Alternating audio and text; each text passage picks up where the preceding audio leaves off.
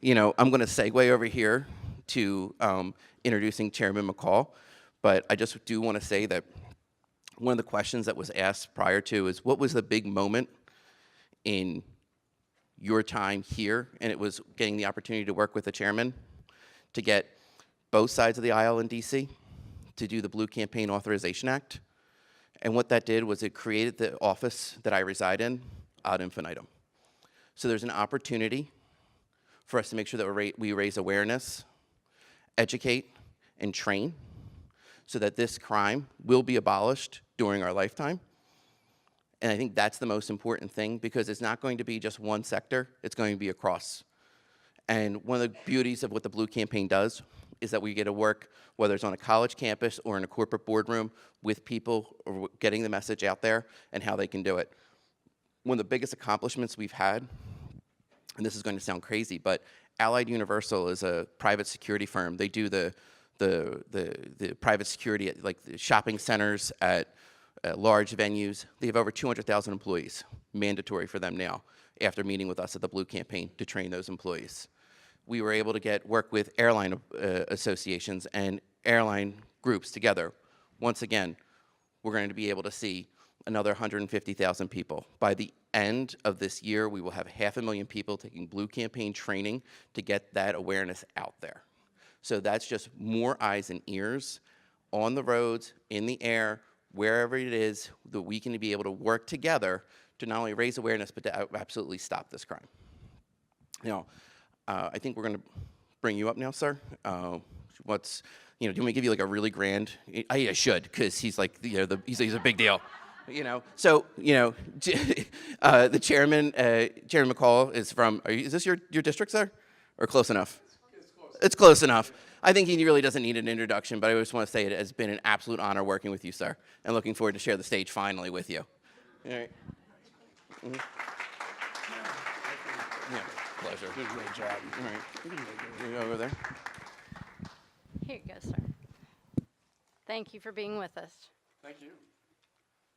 Thanks, Mick, and you're doing a fantastic job for the department and the nation. And I want to thank everybody for being here today to discuss a very important issue, and we've been taking it head on in Washington. And I want to thank Kelly Litvak, the founder of Childproof America, for coordinating this important conversation. Thank you, Kelly. And as we all know, human trafficking is really a disgusting multi-billion-dollar industry. It enslaves about 25 million people worldwide, including more than 300,000 people here in Texas, 80,000 of whom are minors. Many of these victims are sexually exploited or forced into slave labor. And to some Americans, trafficking may seem like an industry relegated to foreign lands, but sadly, this is not the case. This epidemic has infested Texas and grows by the day. The Polaris Project reports that 1 in 20 men in the United States have purchased sex online.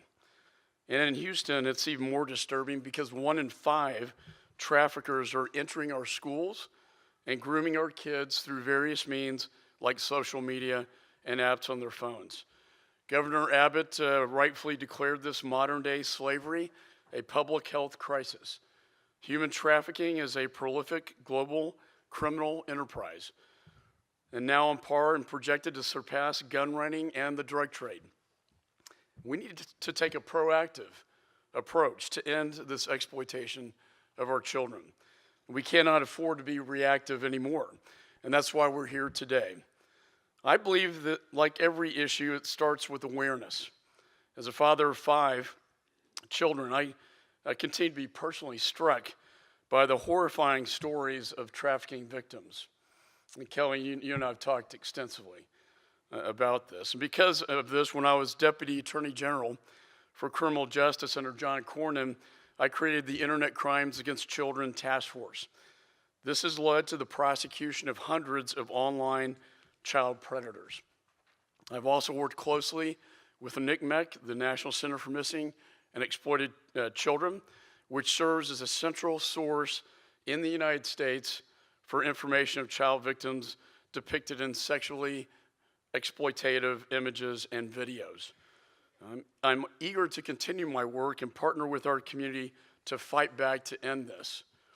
According to the FBI, in my threat briefings, the most effective way to crack down on human trafficking is through a collaborative multi-agency approach at federal, state, and local levels. But the fight is larger than the government. It's also imperative we collaborate with partners in the private sector and nonprofit organizations and community members like yourselves. We have some wonderful, powerful organizations working to make a difference. From Austin, like Austin 20, which was founded by Lisa Knapp, to right here in Houston, like Houston 20, founded by Jennifer Homeland. And just last week, I toured the Hope Rising, a promising nonprofit not too far from here in Washington, Texas. There is actually a Washington, Texas. It's outside of Brenham. It's a holistic rehabilitation program that uses horses, equine therapy. Hope Rising matches young trafficking victims with a foster family who live on the property while they complete their recovery. Texas and our nation, I believe we need more facilities like this. There's one outside of Austin called the Refuge that will be opening soon. In addition to the organizations here in our district, the city of Houston, state of Texas, and the federal government have taken steps to root out this evil and provide healing and hope for victims of this crime. And we all have a different yet very important role to play. Earlier this year, the president signed the Allow States and Victims to Fight Online Sex Trafficking Act into law. This legislation gives federal and state prosecutors great power to pursue websites that host sex trafficking ads and make it easier for states to prosecute criminal actor websites. Now, online advertising for commercial sex trafficking has gone down by 60 to 80%. As many of y'all know, this Backpage website was taken down, and that was the #1 offender out there. So now we're seeing a decrease in 60 to 80. That's the good news. But I think the bad news is you're going to see more websites pop up. Whether it was a terrorist and different Twitter accounts that I follow, to these really worst of the worst. You know, I was a federal prosecutor for many years, and in the prison system, these exploiters of children are really at the bottom of the barrel. And they're treated as such in prison, and they should. And I think we need stiffer laws at the state level to prosecute. Not the victims are the victims, but to prosecute these criminals who I think deserve a special place in hell.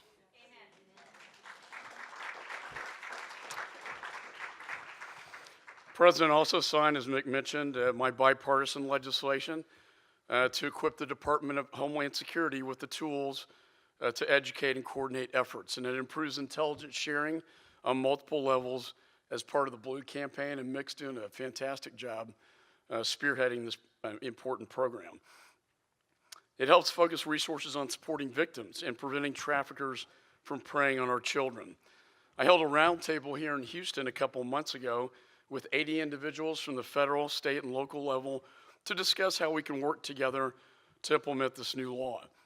And we discussed how to coordinate training between law enforcement and our community by effectively identifying victims and stop trafficking.